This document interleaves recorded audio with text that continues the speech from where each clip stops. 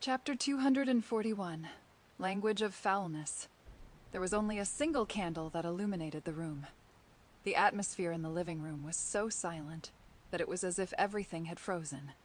A few seconds later, the suspected apothecary finally muttered, "Why don't you leave an address?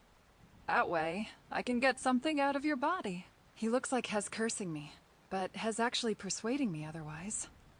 Klein pretended not to understand and said to Black Snake, "I don't have any chance of survival if I don't gamble. There will be that sliver of hope if I gamble on it. I won't sit back and wait for death." Hearing this, Eye of Wisdom, who was about to say something, shut his mouth because he couldn't offer any other hope. "I really admire your character." Black Snake laughed. "I also admire you.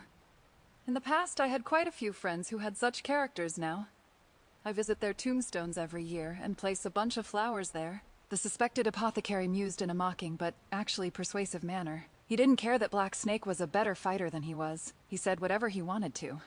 Mr. Apothecary must have suffered because of his temper. Klein was secretly grateful. He handed the iron cigarette case containing the hunter-beyonder characteristic to the attendant who brought it to Eye of Wisdom. The old gentleman counted out 400 pounds in cash from the suitcase beside him and got the attendant to pass it on to Black Snake. Black Snake casually took a glance and said, "I believe in Mr. Eye of Wisdom." He took out a small wooden box, bent down, and placed it on the ground. He pushed the box so that the object slid to Klein without going through the attendant.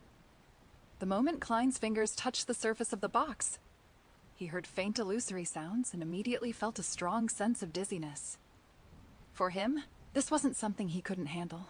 It wasn't even comparable to the illusory voices of Justice and company when they prayed to him. After sitting up straight again, Klein carefully opened the wooden box and saw an ear inside. The ears looked real, except that the skin was dark, and there were a few green areas where it had rotted. "How do I use it?" Klein asked. Black Snake casually replied, "Grasping it without gloves is the same as using it." "You would better go home and try it when you are alone." Klein didn't ask any further questions. He closed the box and put it into his pocket. He deliberately smiled bitterly and said, "This makes me dizzy." After a short moment of silence, the suspected apothecary suddenly shouted, "I want to buy Spring of the Elves marrow crystals. Who has it?" As his voice echoed in the air, no one answered.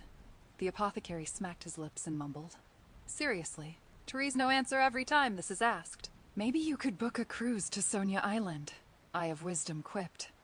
The Spring of the Elves was also known as the Sonia Golden Springs, and one could tell from its name where it came from. The Spring of the Elves was a commonly seen liquid, and was an object with rich spirituality. However, the marrow crystals were considered beyonder ingredients and not easily purchasable. After that, there were a few failed transactions at the gathering. Eye of Wisdom clapped his hands and said, "Let's end it here today. According to the convention, we leave one by one, each separated by 3 minutes." Leaving one by one, each separated by 3 minutes. This is to prevent the gathering members from being tailed and robbed.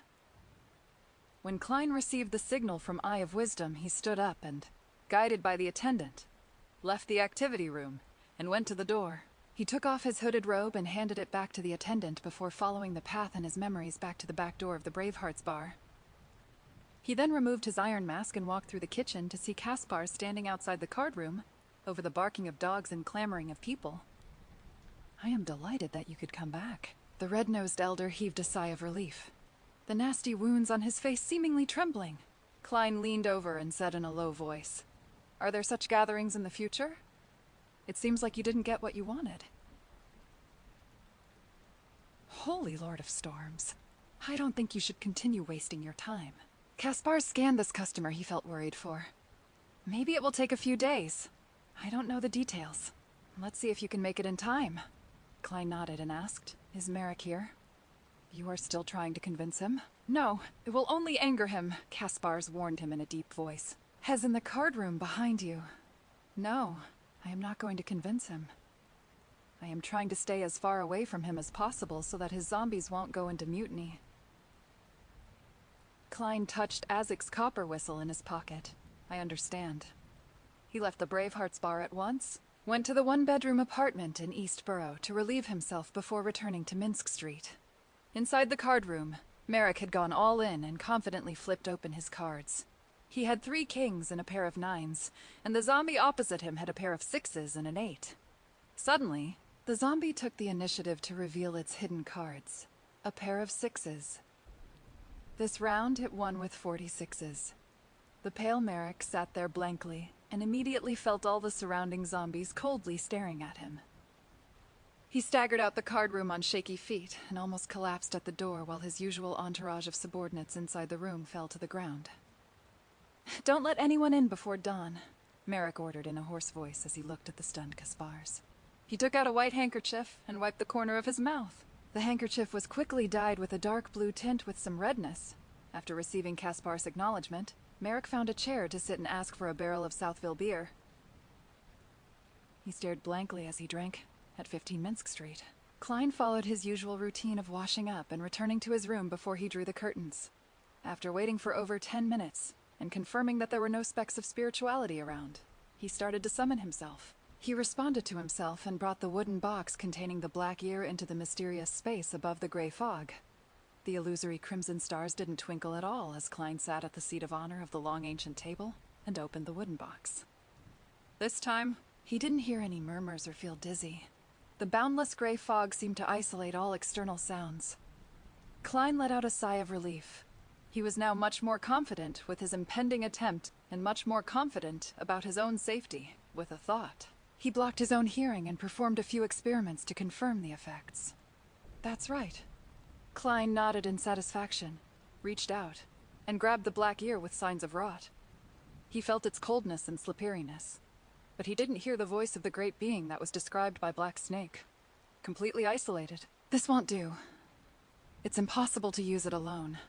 Klein muttered to himself, puzzled as he thought of the methods he could use to stimulate an effect. After a dozen or so seconds, he conjured a pen and paper, intending to emulate the process he used to spy on the eternal blazing sun previously.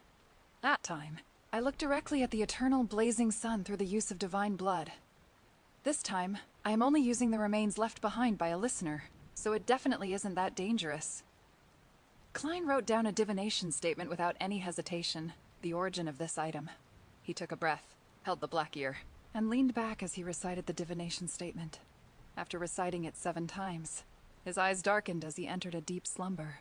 In this blurry, shattered, and gray world, Klein saw a man struggling on the ground. He rolled, screamed, and his eyes bulged out. His body swelled like a balloon, and countless hairs on his body turned black and long. Soon after, an extremely evil and foul voice rang in Klein's ears, waking him up instantly. It was different from the ravings and howling that came from the mysterious space above the gray fog. This sound was more penetrating, more purposeful, and more active. Klein covered his ears and isolated any fallout, but the same voice echoed in his head.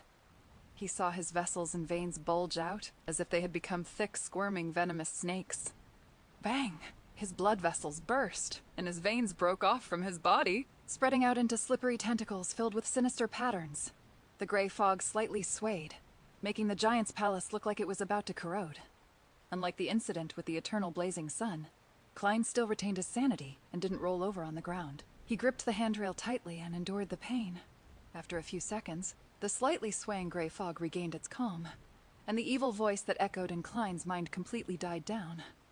One tentacle after another fell to the ground, and his wounds began to rapidly heal. Interacting with deities is truly a dangerous matter, regardless of the method. Thankfully, I didn't face the true creator directly this time. If not, I will have remnants of madness and signs of losing control and would affect my body in the real world. Klein weakly leaned back into his chair and silently mocked himself. This process was within his expectations, and it didn't go out of his control. The only thing that surprised him was that the true creator appeared to be slightly stronger than the eternal blazing sun.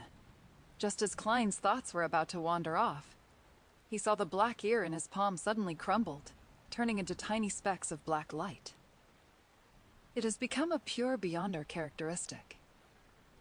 Amidst his confusion, he saw through the corner of his eyes that the sinister patterned tentacles were still twitching on the ground. They were the aspects of madness and loss of control that had been stripped from his body. These tentacles gradually turned transparent and were about to disappear. A flash of brilliance came to Klein's mind. He scattered the tiny black light specks in his palm at those slippery tentacles. An illusionary black gas rose up and turned into a sky that constantly streaked with lightning.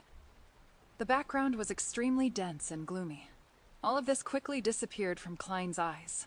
On the surface of the iron-black charm on the ground were many symbols, magic labels, sinister patterns, and twisted path numbers. Klein bent down and picked it up, with the feeling that what was sealed inside were howling maniacs. With the help of his divination techniques, he was able to barely decipher the use of this charm from its revelation. It was to let the opponent hear a terrifying roar, infecting them with madness. As for the final result, it depended on the target's ability to resist such attacks. If the target was strong, then they might benefit from it. But the prize was becoming a devout believer of the true creator. And if he was weak, he would collapse on the spot, dying amidst tragic cries. I will call it language of foulness. Klein muttered and said an incantation to activate it.